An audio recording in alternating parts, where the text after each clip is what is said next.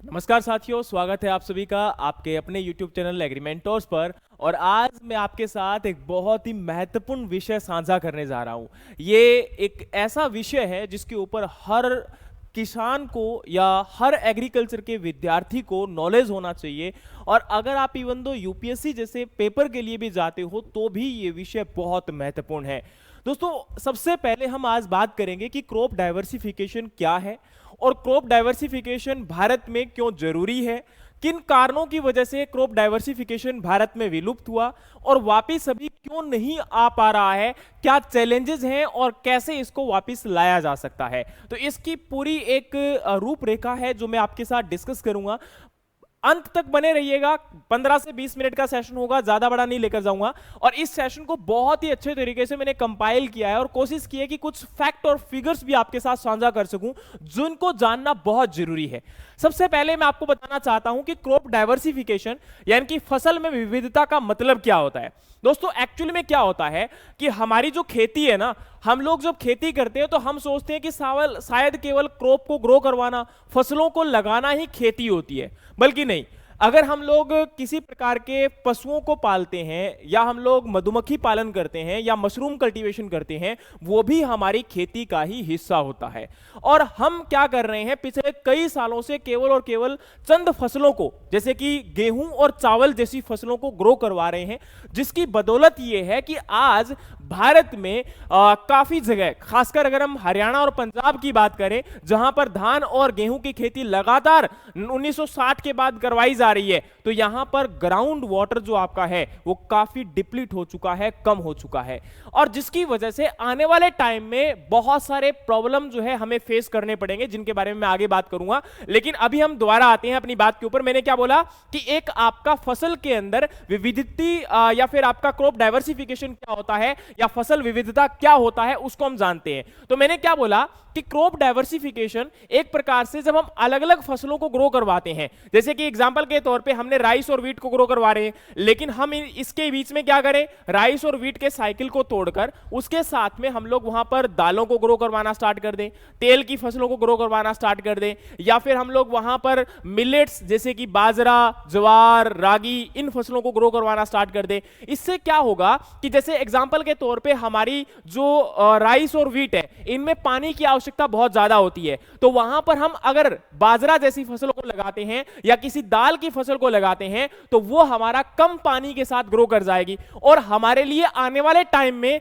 जो मिट्टी के अंदर आपके आवश्यक तत्वों को ज्यादा वो खींच रही थी, वो कम न्यूट्रिएंट्स रिमूव होंगे और इसके साथ साथ में पानी की भी बचत होगी। और इसी के साथ में जो हम लोग बाहर से फर्टिलाइजर अप्लाई करते हैं, उन फर्टिलाइजर में बहुत सारे ऐसे कंपाउंड होते हैं जो कि आपकी सोइल में लंबे समय तक रहते हैं और वो आपकी ना कि सोइल को प्रदूषित करते हैं बल्कि पानी को भी प्रदूषित करते हैं, हवा को प्रदूषित करते हैं। और जिसकी वजह से लगातार क्या होता है, ऐसी समस्याएं बढ़ती चली जाती हैं, बीमारियां बढ़ती चली जाती हैं, आपकी हेल्थ जो है वो लगातार खराब होती चली जाती है और इसी के साथ में मौसम के ऊपर भी बुरा प्रभाव पड़ता है। और ऐसा अगर हम लगातार करते हैं, जैसे कि पिछले कई सालों से हम लोग चावल की फसल को लगा रहे हैं, तो चावल के खेती जब करते हैं तो उस खेत में से आपकी मीथेन जैसी हार्मफुल जो हानिकारक गैसेस हैं वो भी निकलती है और ये हानिकारक जो घातक गैसेस हैं, इनकी वजह से ग्रीन हाउस गैस आपका बढ़ रही है और ये ग्रीन हाउस गैस क्या करती है, मौसम के अंदर तापमान को बढ़ाती है, जिससे जो आपकी बर्फ है जो ध्रुवों के ऊपर, पोलर रीजन के ऊपर, वो बर्फ पिघलना स्टार्ट होती है। वो बर्फ पिघलकर आपके समुद्रों में जाती है, वहां से आपके जो है टाइडल वेव बनती है या ये कह सकते हो बाढ़ जैसी स्थिति बनती है और उसी के साथ में आपका मौसम के अंदर जो बदलाव आज हम लोग देख पा रहे हैं, जैसे कि आपका कभी भी किसी समय बारिश हो जाती है, ओले गिर जाते हैं, लू चलती है, आंधियां चलती है, तूफान आते हैं, ये सारा का सारा जो मौसम के अंदर बहुत बड़ा बदलाव हुआ है, एक असमय बरसात का होना, ओले गिरना, ये सब आपका कहीं ना कहीं मौसम की तब्दीलियों की वजह से है। और ये कैसे हुआ, क्योंकि यहां पर हम लोगों ने कुछ ही फसलों को ग्रो करवा, और यहां पर केवल फसलें नहीं है और भी बहुत सारे पोल्यूशन होते हैं, लेकिन हमारा एग्रीकल्चर भी उसमें एक बहुत बड़ा कंट्रीब्यूटर है। और आज हम हमारी मिट्टी की जो गुणवत्ता है उसको भी काफी हद तक कम कर चुके हैं। मिट्टी की जो प्रोडक्टिविटी थी, यानी कि जो एक यूनिट एरिया से हम लोग ज्यादा प्रोडक्शन निकाल सकते थे, वो आपका लगातार क्या होती जा रही है, कम होती जा रही है। तो इसी गुणवत्ता में सुधार की आवश्यकता है। अगर हम लोग रोटेशन को फॉलो करते हैं, फसल के अंदर विविधता को लेकर आते हैं, तो बहुत सारी फसलों को ग्रो करवाकर जो हमें बाहर से फर्टिलाइजर को डालना पड़ता है उसको हम लोग कम कर सकते हैं। लेकिन आज हम आपके साथ जो डिस्कस करेंगे उसमें काफी चीजें इंपॉर्टेंट हैं और यहां पर सबसे पहले कुछ आपके फैक्ट हैं कि कैसे इसकी शुरुआत हुई कि हमारे देश के अंदर जो पहले हम लोग बहुत सारी फसलों को ग्रो करवाते थे, दाल, चावल, बाजरा, ये सब फसलें क्यों हमने आज ग्रो करवाना बंद कर दिया। तो इसकी शुरुआत होती है हरित क्रांति से। बोलोगे सर हरित क्रांति यानी कि ग्रीन रेवोल्यूशन? मैं कहूं हां जी बिल्कुल। तो बोलोगे सर ये तो फायदेमंद था? हां बिल्कुल फायदेमंद था। देखो एक्चुअली में क्या हुआ था, 1947 में 1947 में जब भारत आजाद होता है तो भारत के आजाद होने के बाद भारत के अंदर सबसे बड़ी समस्या यह थी कि आबादी बढ़ रही थी और भारत के पास खुद का अपना अनाज नहीं था उनको खिलाने के लिए। तो हमें क्या करना पड़ रहा था, हमें यूएसए और इटली जैसी कंट्री से इंपोर्ट करना पड़ता था। तो हम दोबारा से अंग्रेजों के गुलाम बनने जा रहे थे। तो भारतीय सरकार ने भी सोचा कि कैसे न कैसे भारत में ही फसलों का उत्पादन बढ़ाया जाए और कैसे न कैसे हमारे देश को आत्मनिर्भर बनाया जाए इस ग्रेन के मामले में। तो इसीलिए 1966 जब ग्रीन रेवोल्यूशन आया, तो ग्रीन रेवोल्यूशन में क्या हुआ था, एनी बोरलोंग यूएसए में एक साइंटिस्ट थे जिन्होंने कुछ ऐसी बोनी जो ड्राफ्ट वैरायटीज है गेहूं की उनको उत्पादन किया और उन्हीं वैरायटीज को यहां पर आपका जो है कि ये कह सकते हो कि इंडिया के अंदर एमएस स्वामीनाथन एक इंडिया के साइंटिस्ट थे जिनको भारत का कृषि हरित क्रांति का जनक भी कहा जाता है। वो भारत के अंदर उन वैरायटीज को लेकर आए और उन्हीं वैरायटीज को पंजाब और हरियाणा, खासकर जो उत्तर भारत के किसान हैं, इनको सौंप दिया गया कि आप इन वैरायटीज का प्रोडक्शन करो। अच्छा, इसके साथ साथ मैं बताना चाहता हूं कि जब हरित क्रांति आई थी तो केवल वैरायटीज ही नहीं आई थी, इन किस्मों के साथ साथ यहां पर पानी जो है वो भी उपलब्ध हुआ था। इरिगेशन की जो फैसिलिटीज है, सिंचाई की जो है वो भी बनाई गई, बांध बनाए गए, सिंचाई जो है उपलब्ध करवाई गई। और इसी के साथ में ये कह सकते हो कि भारत के अंदर सिंचाई के साथ साथ आपके फर्टिलाइजर जो हम लोग उर्वरक डालते हैं इनको लाया गया। इन उर्वरकों के साथ साथ भारत में पेस्टिसाइड जो हम लोग आज बहुत सारे इंसेक्टिसाइड, पेस्टिसाइड अप्लाई करते हैं उनको लाया गया और इनको लाकर भारत में गेहूं और चावल की फसल का उत्पादन बढ़ाया गया। जो किसी टाइम आपका बहुत कम प्रोडक्शन था उसको बहुत ज्यादा किया गया और आपका इसी की बदौलत यहां पर ये प्रोडक्शन इंक्रीज करने में एक सबसे बड़ा कंट्रीब्यूशन और था और उसका कंट्रीब्यूशन था न्यूनतम समर्थन मूल्य। भारत के अंदर न्यूनतम समर्थन मूल्य जो है वो आपका गेहूं और चावल को दिया जाने लगा और बाद में ये आपका आज जो है 24-25 फसलों के लिए दिया जाता है। लेकिन अगर हम बात करें तो इस न्यूनतम समर्थन मूल्य को आपका निर्धारित करने से पहले CACP, commission for agriculture cost and price, उसके लिए रिकमेंडेशन देता है कि ये आपका इतना प्राइस रखा जा सकता है। उसके बाद भारतीय सरकार उसको क्या करती है, आपका लागू करती है। और इसी के साथ में जो भारत में ये अनाज उत्पन्न हुआ, अब देखो क्योंकि गरीब लोग थे, इन गरीब लोगों को या तो फ्री में उपलब्ध करवाना था या फिर ये करना था कि उनको कम से कम रेट पर आपका फूड जो है वो उपलब्ध हो सके। इसीलिए भारतीय सरकार ने एक और संस्था बनाई और उसका नाम था फूड कॉर्पोरेशन ऑफ इंडिया। ठीक है, तो ये फूड कॉर्पोरेशन ऑफ इंडिया जो था, इसके थ्रू भारत के गरीब लोगों को फ्री में या फिर कम दाम पर राशन दिया जाने लगा और ये राशन भारत के किसानों से परचेज किया जाता था। लेकिन 1980 तक आते आते जो ये भारत के लोग थे, इनकी जो फूड की डिमांड जो थी, तो फूड की डिमांड सारी क्या हो गई, कंप्लीट हो गई और 1985 के अंदर आकर प्राइस स्टेबलाइज हो गया। यानी कि जो लागत थी वो तो बढ़ती जा रही थी और जो प्राइस जो यानी कि उनको उत्पादन था वो भी उतना ही था, लेकिन उनके लिए जो आमदनी थी किसानों की वो क्या होती जा रही थी, कम होती जा रही थी। अब यहां पर देश को तो आत्मनिर्भर बना दिया अनाज के अंदर, लेकिन किसानों की आमदनी क्या हो गई, कम हो गई। अब किसानों ने किया क्या, आंदोलन कि भाई हमें अब पैसा दो, आपने हमें गेहूं और चावल पर लगा तो दिया, हम दूसरी फसलों को लगा भी नहीं सकते, लेकिन आप अब हमें प्राइस भी दो। और उस प्राइस को बढ़ाने के लिए जब इन्होंने किसानों ने आंदोलन किया तो उस टाइम पर एसएस जोहल साहब थे, उनके अंडर में एक कमेटी बनाई गई और उस कमेटी ने डाइवर्सिफिकेशन को प्रमोट करते हुए पहली बार आपका जो है रिकमेंडेशन दिया। ये जिस डाइवर्सिफिकेशन की मैं बात कर रहा हूं, जिसमें विविधता की बात कर रहा हूं, उस विविधता को पहली बार एसएस जोहल साहब के द्वारा रिकमेंड किया गया था। इस कमेटी की रिपोर्ट के द्वारा रिकमेंड किया गया था। कब, 1986 के अंदर। और 1986 में जब साहब ने रिकमेंड किया तो उस समय क्या हुआ कि उन्होंने बोला कि कम से कम जो पंजाब और हरियाणा का 20% हिस्सा है जिसको आप लोग धान और जो है आपका गेहूं की फसल के अंडर में उगाते हो उसको बदलना पड़ेगा। वहां पर आपको चावल को छोड़कर बाकी और कोई जैसे कि तेल की फसल या आपको वहां पर दाल की फसल उनको लगाना पड़ेगा, तभी वहां पर आप लोग जो है भारत के किसानों को अच्छी आमदनी आने वाले समय में दे पाओगे और हमारे भारत की जो मिट्टी है उसको भी बचा पाओगे, उसकी उत्पादन क्षमता को बचा पाओगे। नहीं तो पानी भी कम होता चला जाएगा, मिट्टी भी खराब होती चली जाएगी, आपका जो वायुमंडल है वो भी प्रदूषित होगा, आपका जो एनवायरमेंट है वो भी खराब हो जाएगा, हेल्थ भी खराब हो जाएगी और आपका लंबे समय तक प्रोडक्शन नहीं कर पाएंगे। लेकिन इस रिपोर्ट को आपका एक प्रकार से यह कह सकते हो 1987 में इस रिपोर्ट को भुला दिया गया। उसका कारण क्या था? क्योंकि 1987 में भारत में अकाल पड़ा, क्योंकि भारत की खेती किस पर आधारित है? मानसून पर आधारित है।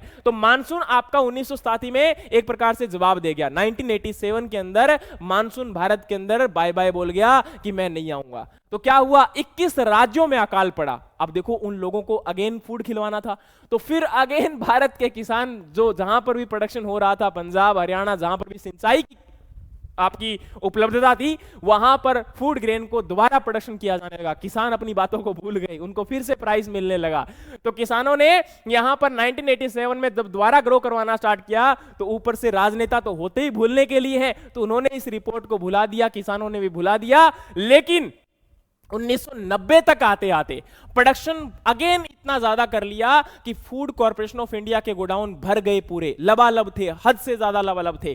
और उस समय किसानों का जो प्राइस था वो उनको फिर नहीं मिल पा रहा था, उनकी लागत बहुत ज्यादा बढ़ गई थी और उनकी जो आमदनी थी वो काफी हद तक डिक्रीज हुई। तो 1990 के दशक में आते आते किसानों की आत्महत्या जो थी वो होनी स्टार्ट हो गई। फिर आपका किसानों को जब आत्महत्या करते देखा तो अगेन जोहल साहब के अंडर में क्रॉप डाइवर्सिफिकेशन एक पॉलिसी लाई गई, जिसमें यही फिर रिकमेंड किया गया कि भाई किसानों को अगर अब आप बदलवाना चाहते हो, दूसरी फसलों के ऊपर लेकर आना चाहते हो, तो उनको इंसेंटिव देना स्टार्ट करो। 12,000 10,000 रुपए उनको कम से कम क्या करो, आपकी एक वित्तीय सहायता दी जाए। उनको पैसे जैसे अभी पीएम किसान स्कीम के अंडर में 6,000 रुपए दिए जाते हैं ना, उसी प्रकार से 2.5 हेक्टेयर या 2 हेक्टेयर के जिसके पास लैंड है उनको आपका 10,000 12,000 की वित्तीय सहायता दी जाए, ताकि वो लोग आपकी फसल को क्या कर सकें, बदलाव कर सकें। लेकिन फिर वहां पर वही बात है कि राजनेताएं तो होते इसीलिए बेचारे कि वो पॉलिसीज बनवाते हैं और फिर भूल जाते हैं। और यही हुआ,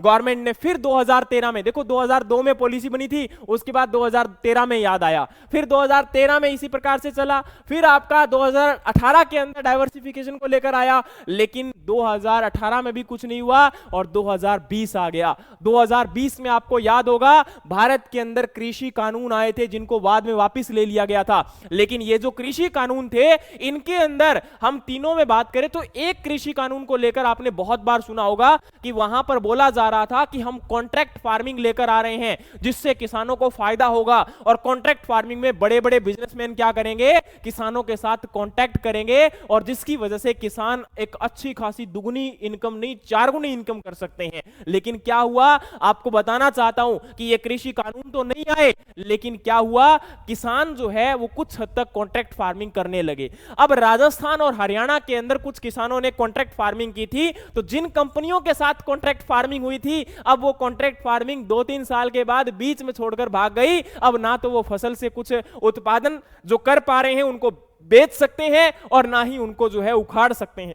तो किसानों का जो भारी पिछले 3 से 4 साल का नुकसान है वो कौन भरपाई करेगा। और यही अब बोलोगे सर यहां पर तो कानून नहीं बना इसलिए प्रॉब्लम है। देखो आपको बताना चाहता हूं, कानून यहां पर भी आपका यहां पर जो बना था, इसमें सरकार बीच में कभी भी भागीदार नहीं थी। सरकार ने बोला कि ये कृषि जो आपके यहां पर एग्रीमेंट बनेंगे, इस एग्रीमेंट में केवल आपका या तो होगा कौन, ट्रेडर, या होगा किसान, यानी कि हम बीच में नहीं होंगे। अब सोच के देखो कि जो आपका ड्राफ्ट तैयार किया जा रहा है, एक एग्रीमेंट तैयार किया जा रहा है, उसमें किसान को तो समझ ही नहीं है, कानूनी समझ किसान को नहीं है। आज ज्यादातर किसान जो है वो अनपढ़ है या फिर बहुत ही कम नॉलेज उनको है। और जिसकी वजह से वो तो एक आपका ट्रेडर के साथ क्या फंस जाएंगे, उस एग्रीमेंट में फंस जाएंगे, और ट्रेडर यानी कि जो व्यापारी है वो कभी भी भाग जाएगा। तो बहुत बड़ी समस्या थी यहां पर। अब सोच के देखो कि इतनी बड़ी समस्या यहां पर थी, तो वाकई में इस किसानों के कानूनों को अंदर जो कुछ चेंजेस करने चाहिए थे, अच्छे से बदलाव होने चाहिए थे, तभी कानून अच्छे होते। लेकिन अभी तक जो है कानूनों के अंदर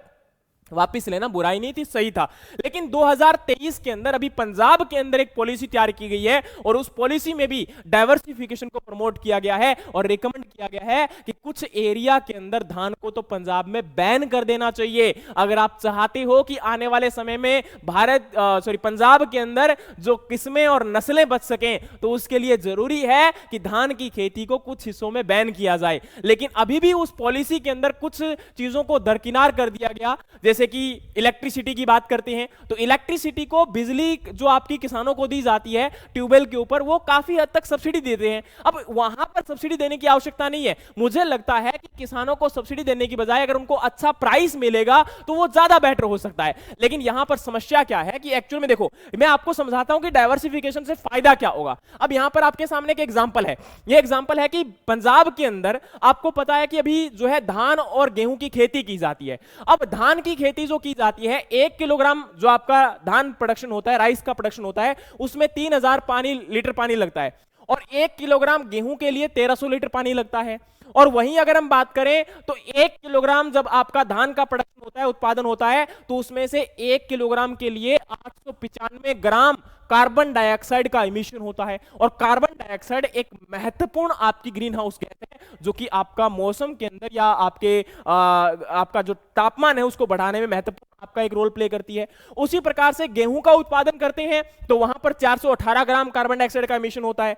अब सोच के देखो कि अगर हम राइस की जगह अगर आपका मक्का को लगाते हैं तो कितना पानी कम हुआ, अप्रोक्सीमेटली यहां पर 70%, 65 से 70% पानी का आपका जो है कम रिक्वायरमेंट है। उसी प्रकार से अगर हम बात करें तो यहां पर जब हम लोग कार्बन डाइऑक्साइड इमिशन की बात करते हैं तो खुद सोच के देखो कि जब हम लोग 895 यहां पर प्रोडक्शन कर रहे हैं राइस के थ्रू, और इसमें 268 का प्रोडक्शन हो रहा है, यानी कि 60 से 65% आपका क्या है, कार्बन डाइऑक्साइड का इमिशन भी कम होता जा रहा है। तो सोचने की आवश्यकता है कि यहां पर अगर इन फसलों को लेकर आएंगे तो मौसम का भी आपका बहुत बड़ा इंपैक्ट पड़ेगा। अच्छा, कई बार बोलते हैं कि सर इनको लगाएंगे कहां पर, इनका यूज कहां पर होगा। देखो यही तो सबसे बड़ी समस्या है ना, कि इन फसलों को जिनको ग्रो करवाया जा रहा है, सब्जियों को लगाया जा रहा है, दालों को लगाया जा रहा है, तिलहनों को लगाया जा रहा है, उनके लिए प्रोसेसिंग सेंटर लगाए जाएं, उनके लिए आपका प्रॉपर प्रोक्योरमेंट किया जाए, उनको जो है आपका बाद में कैसे यूटिलाइज किया जाना है उसके लिए ड्राफ्ट पॉलिसीज तैयार की जाए। क्योंकि अभी तक जितने भी आपके गवर्नमेंट के प्रोग्राम चलाए गए इनको आपका डाइवर्सिफिकेशन को लेकर, वो प्रोग्राम केवल और केवल आपका पॉलिसीज या कागजों में अच्छे थे, लेकिन धरातल पर उनका कभी भी आपका उपयोग नहीं हो पाया। कारण क्या था? क्योंकि उन पॉलिसीज को केवल कागजों पर तैयार किया जाता है और उनको इंप्लीमेंट करने से पहले जो आपके प्रोज एंड कॉन्स होते हैं वो कभी भी आपके ध्यान में नहीं लाए जाते। अब उसका सबसे बड़ा एग्जांपल यहां पर पंजाब है। पंजाब पिछले कई सालों से सफर कर रहा है। पंजाब के अंदर क्या हो रहा है कि आपका राइस को ग्रो करवाने की वजह से, जो कि वाटर गजलिंग क्रॉप है, जिसको पानी की आवश्यकता बहुत ज्यादा होती है, अब यहां पर क्या होता है कि पानी ज्यादा निकालने की वजह से ग्राउंड वाटर बहुत ज्यादा डिप्लीट हो चुका है। अभी आपका ग्राउंड वाटर पानी जो निकाला जा रहा है वो 200 फीट से भी नीचे निकाला जा रहा है। और आपको पता होना चाहिए ग्राउंड वाटर आपका लेवल 200 फीट से नीचे चला जाता है, या फिर आपका ये कह सकते हो जब जितना हमारा ग्राउंड वाटर लेवल डाउन जाएगा उतना ही हैवी मेटल पानी के साथ बाहर आना स्टार्ट हो जाएंगे। और ये हैवी मेटल आपकी मिट्टी की जो गुणवत्ता है उसको तो खराब करेंगे ही करेंगे, एनवायरमेंट को पोल्यूट करेंगे, आपका जो आदमी यानी कि ह्यूमन बीइंग है उसकी हेल्थ के ऊपर भी नेगेटिव इंपैक्ट होगा, कैंसर जैसे भयंकर बीमारियां आनी स्टार्ट हो जाएंगी। तो पानी का नुकसान हो रहा है, नेचुरल रिसोर्स डिप्लीशन होते जा रहे हैं, क्रॉप का प्रोडक्शन डिक्रीज होता जा रहा है, एग्रीकल्चर जो खेती है वो नुकसानदेह होती जा रही है, लगातार किसानों की आमदनी कम होती जा रही है, एनवायरमेंट आपका नुकसान हो रहा है, हेल्थ खराब हो रही है। तो अगर इतने सारे नुकसान हैं तो क्यों नहीं हम इनको बदल रहे? कारण क्या है? क्योंकि डाइवर्सिफिकेशन नहीं होने का कारण सबसे बड़ा क्या है, चैलेंज क्या बताता हूं, लेकिन उससे पहले फायदा क्या होगा। तो देखो, अगर हम आज पंजाब में भी ये काम करते हैं तो ग्राउंड वाटर को बचा सकते हैं, जो सोइल है उसको दोबारा से रिवाइव कर सकते हैं, मिट्टी की जो आपकी फर्टिलिटी है उसको इंप्रूव कर सकते हैं, इसके अलावा प्रोडक्टिविटी को इंप्रूव कर सकते हैं, आपका इकोलॉजिकल यानी कि जो आपका इकोसिस्टम है उसको बैलेंस कर सकते हैं। आपकी यहां पर जो मिट्टी की, देखो प्रेजेंट टाइम में क्या है, मिट्टी ना कि केवल एक आपका नॉन लिविंग सोर्स है, बल्कि उसमें बहुत सारे जीव ऐसे हैं, अगर उन बायोलॉजिकल साइकिल को मेंटेन किया जाए तो मिट्टी अपनी गुणवत्ता को खुद मेंटेन कर सकती है। लेकिन यहां पर हमने क्या किया, उसमें बाहर से फर्टिलाइजर पेस्टिसाइड को इतना ज्यादा अप्लाई कर दिया कि वो मिट्टी इतनी ज्यादा खराब हो चुकी है कि अभी उसको दुरुस्त करने में कई साल लग जाएंगे। तो वहां पर जरूरी है, और एम्प्लॉयमेंट भी जनरेट होगा, क्योंकि सोच के देखो कि अगर हम इंडस्ट्रीज को गांवों के स्तर पर लेकर आते हैं तो जो लोग, जो युवा गांवों से बाहर जा रहे हैं, आपके शहरों में जा रहे हैं,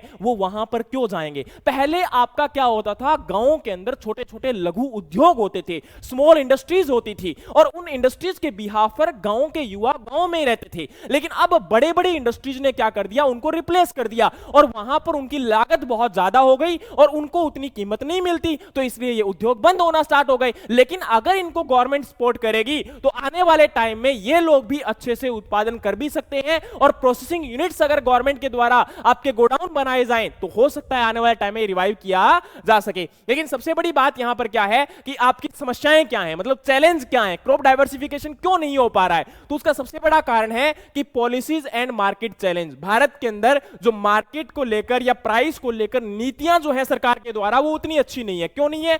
क्योंकि सरकार अभी गेहूं और चावल के लिए तो आपका प्राइस दे रही है, एमएसपी दे रही है, लेकिन धरातल स्तर पर बाकी फसलों के लिए एमएसपी नहीं मिल रहा, और न्यूनतम समर्थन मूल्य अगर नहीं मिलेगा बाकी फसलों के लिए तो किसान उनको ग्रो नहीं करवाएंगे। और यही सबसे बड़ी चीज है कि अगर किसान उनको ग्रो कर, मतलब गवर्नमेंट चाहती है कि किसान उनको ग्रो करवाएं, तो सबसे पहले उनके लिए प्राइस को एंश्योर करना पड़ेगा, उनकी प्रोक्योरमेंट को एंश्योर करना पड़ेगा, अदरवाइज किसान उनको ग्रो नहीं करवाएंगे। और नेक्स्ट हमारी बारी आती है जी यहां पर कि farmer are unaware about of MSP for the other crop. अगर आपका धान और गेहूं के अलावा किसी क्रॉप के लिए एमएसपी दिया भी जा रहा है तो किसानों को पता ही नहीं है, उनको नॉलेज ही नहीं है। मैंने क्या बोला कि धरातल स्तर पर किसी भी प्रकार की स्कीम किसानों तक नहीं पहुंच रही है, उनको पहुंचाना जरूरी है। और नेक्स्ट अगर हम बात करें तो यहां पर है कि इंफ्रास्ट्रक्चर, बुनियादी ढांचे की कमी है। बुनियादी ढांचे की कमी कैसी है? खुद सोच के देखो कि भारत के अंदर प्रेजेंट टाइम में आपका धान और जो है यहां पर गेहूं को तो स्टोर करने के लिए बड़े बड़े गोडाउन है, लेकिन क्या फल और सब्जियों को स्टोर करने के लिए कोल्ड जो स्टोरेज हाउस है वो आपके गवर्नमेंट ने उतने लगाए हुए हैं क्या? उतने कभी स्टोर हाउस आपने देखे हैं? कोल्ड स्टोरेज हाउस नहीं है। तो आपका अगर किसान मान के चलिए उनको कुछ टाइम तक बचा के भी रखना चाहता है, जैसे मान के चलिए अभी प्रेजेंट टाइम में किसान ने किसी फल को ग्रो करवाया, अब फसल का उस टाइम पर तो मार्केट में रेट नहीं है, लेकिन वो कुछ समय तक के लिए क्या करे, फसल को स्टोर करना चाहे तो घर में स्टोर नहीं कर सकता, उसके पास खुद के पास ना तो जगह है और ना ही इतना इनका सोर्स है और ना ही उनके पास इतनी इनकम है कि वो खुद के गोडाउन बना सके। तो इसलिए यहां पर गवर्नमेंट की अगर यहां पर एक स्टेप लिया जाए, उनके लिए प्रोसेसिंग यूनिट लगाई जाए, उनके लिए जो है स्टोरेज गोडाउन बनाए जाए, तो आने वाले टाइम में यही किसान अपनी आमदनी को दुगना तिगना खुद कर सकते हैं, उनको किसी सपोर्ट की रिक्वायरमेंट नहीं होगी। लेकिन यही दिक्कत है कि ये इंफ्रास्ट्रक्चर नहीं है, और ये इंफ्रास्ट्रक्चर नहीं होगा तो समस्या आएगी। अच्छा, इसके साथ में अगर हम बात करें तो मार्केट के अंदर डिमांड नहीं है, और डिमांड नहीं होगी तो सप्लाई कैसे होगी भाई? और दूसरी बात मार्केटेबिलिटी, मार्केट कहां करके आए? फसलों को अगर हम बात करें तो गेहूं और आप धान को तो बेच सकते हो, लेकिन फल सब्जियां या फिर बाकी फसलों को आपका मार्केट में परचेज ही नहीं किया जाता, और जब ट्रेडर परचेज नहीं करेंगे तो ये कहां पर बेचेंगे? ऑब्वियस सी बात है, किसानों के लिए समस्या है। तो इसीलिए लगातार इन फसलों को छोड़कर दूसरी फसलों के ऊपर आना नहीं चाहते। वो खुद चाहते हैं कि हम छोड़ें, लेकिन उनको जब बेचने का जगह नहीं मिलेगी, उनको जब उनका दाम नहीं मिलेगा, उनको जब उनकी प्रोडक्शन कॉस्ट ही नहीं मिलेगी, तो वो अपना नुकसान क्यों कराएंगे? अपने पैरों पर कुल्हाड़ी कौन मारना चाहेगा? कोई भी नहीं मारना चाहेगा, और इसीलिए किसान इन खेती को नहीं छोड़ना चाहता। सबसे बड़ी समस्या ये है यहां पर, ठीक है? तो यहां पर फसलों में जो विविधीकरण है, वहां पर आपका ये भी कह सकते हो जो बड़े आपके किसान होते हैं जिनके पास ऑप्शन भी होते हैं, वो भी कहीं ना कहीं आपका जो है जो कमर्शियल क्रॉप होती है उनके चक्कर में फंसकर आज भी डाइवर्सिफिकेशन को खुद अडॉप्ट नहीं करना चाहते, और उतनी मशीनरी और लेबर भी जो आपकी रिक्वायरमेंट होती है वो अवेलेबल ना होने के कारण ये पॉसिबल नहीं हो रहा। लेकिन कुछ चीजें हैं, कुछ पॉलिसीज हैं जिनको रिफॉर्म को हम लोग क्रिएट करके और आज इनको एश्योर कर सकते हैं। जैसे कि सबसे पहले क्रॉप प्लानिंग, मतलब क्रॉप ऐसी कौन सी ग्रो करवाई जानी चाहिए जो कि बेटर प्रोडक्शन कर सकती है। डाइवर्सिफिकेशन को लेकर पॉलिसी जरूर बनी है, लेकिन उतनी रिसर्च, उतना वहां पर अभी जो है पैसा उस वे में नहीं लगाया गया, उतना अभी तक जो है इस चीज को अडॉप्ट नहीं किया गया कि किस प्रकार से बेटर एक प्लानिंग क्रिएट करके किस क्रॉप से ज्यादा इनकम जनरेट कर सकते हैं। राइस और व्हीट के कंपैरिजन में कौन सी ऐसी क्रॉपिंग सिस्टम है जहां से उतना ही इनकम जनरेट किया जा सकता है, वो सब अभी भी आजकल धरातल स्तर पर आपका ना तो आपका जो है किसी साइंटिस्ट के द्वारा किया गया, ना ही पॉलिसीज में उसको कभी मेंशन किया जाता है। केवल किताबों में बोल दिया जाता है कि इन फसलों को लगाने से फायदा हो जाएगा, लेकिन धरातल स्तर पर अभी भी इसका जो है कोई आपका रिसर्च या एविडेंस नहीं अवेलेबल है।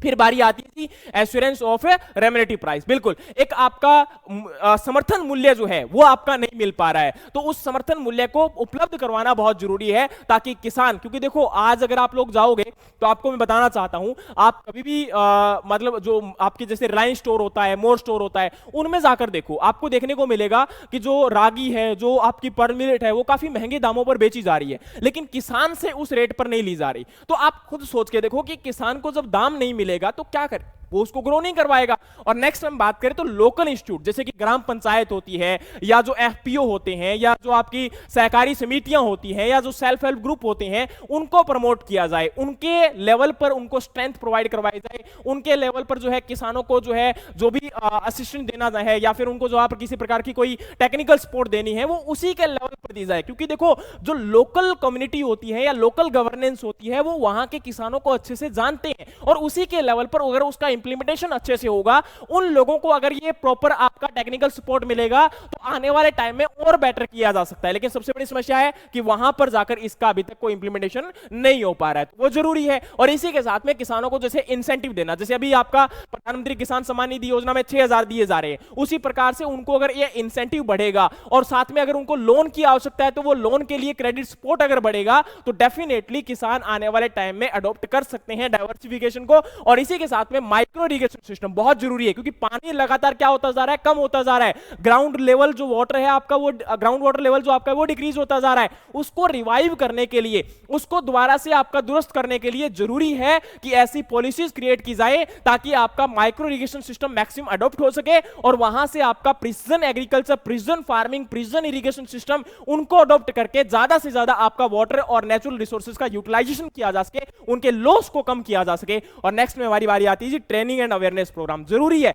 आपके किसानों को नॉलेज नहीं होने के कारण वो करेंगे क्या बेचारे, उन लोगों को भी नॉलेज देना जरूरी है, उन लोगों को भी अवेयर करना जरूरी है। और लास्ट में आता है strength the supply and value chain. मतलब क्या होता है कि मार्केट फैसिलिटी अवेलेबल करवाना, उनकी प्रोसेसिंग करना, उसके बाद उनकी मार्केटिंग करना, उनकी जो है लोगों को अवेयर करना। अब आपको पता होगा 2018 के अंदर नेशनल ईयर ऑफ मिलेट तो बना दिया गया, लेकिन उस नेशनल ईयर ऑफ मिलेट को बनाने के बाद आपका ना तो मिलेट की उतनी अच्छी एडवांस वैरायटी अभी तक आई है, और ना ही अगर हम बात करें तो 2023 के अंदर इंटरनेशनल ईयर ऑफ मिलेट भी बनाया गया था। ना ही मिलेट को लेकर आप सोच के देखो, गवर्नमेंट खुद मिलेट के प्रोग्राम को प्रमोट कर रही है, लेकिन आज भी प्रेजेंट टाइम में जैसे बच्चों को मिड डे मील दिया जाता है जो सरकार के थ्रू मिलता है, और अगर हम बात करें तो यहां पर लोगों को पब्लिक डिस्ट्रीब्यूशन सिस्टम के अंदर आपका राइस और व्हीट का डिस्ट्रीब्यूशन किया जाता है, अगर उसी के अंदर गवर्नमेंट 1 या 2 मिलेट को ऐड कर ले तो क्या होगा, किसानों से परचेसिंग होना स्टार्ट हो जाएगी। तो किसान एटलीस्ट किसी पर्टिकुलर स्टेट में ही कर लो ना आप लोग,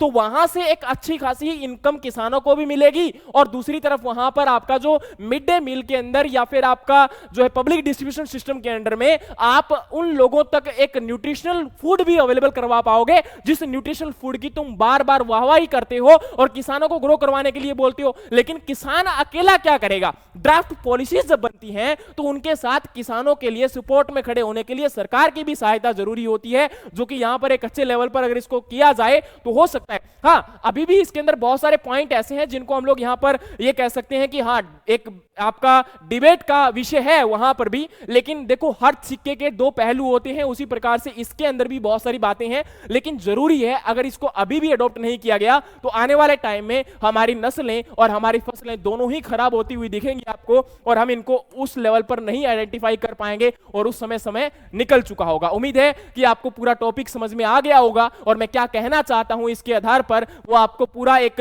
समझ जो है आपको क्रिएट हो गई होगी। और आने वाले टाइम में आप किस प्रकार के टॉपिक की समझ चाहते हो उसको जरूर टॉपिक को कमेंट में मेंशन करना और साथ में यह भी बताने का कि ये आपका टॉपिक आपको कैसा लगा, आपको कितना समझ में आया और आने वाले टाइम में आपका कौन से टॉपिक की डिमांड है। उम्मीद है कि आपको टॉपिक पसंद आया होगा, आपको सेशन समझ में आया होगा। Thank you so much, have a great day. जय हिंद, जय भारत।